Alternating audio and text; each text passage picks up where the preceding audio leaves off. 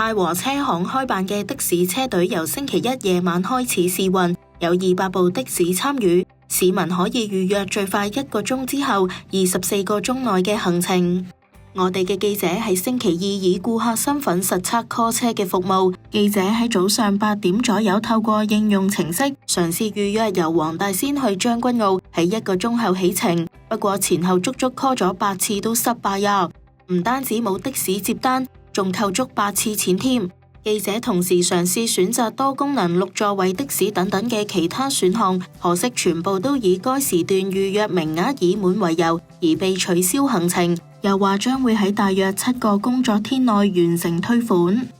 記者之後打電話俾車隊熱線啦，客服就話由於系統啱啱開通，而且早上繁忙時間比較繁忙，可以配對嘅車輛較少，客服就幫手利用線下揾司機。記者最終喺8點45分成功配對的士，喺9點半先可以上到車啊！接載記者嘅車隊司機就透露 ，call 車 app 仲喺起步初期，可能有技術問題未解決，所以要先靠 call 台靈活彈性補位處理。佢又話而家車隊仍然係靠接單收費，車費都係司機落袋嘅。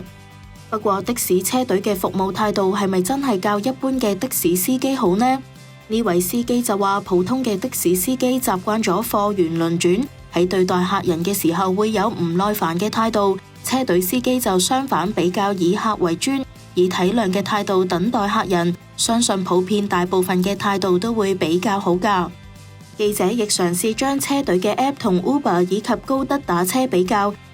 其中高德打車嘅一口價的士收費係最平㗎。call 車應該點揀先好，就交俾大家自己決定啦。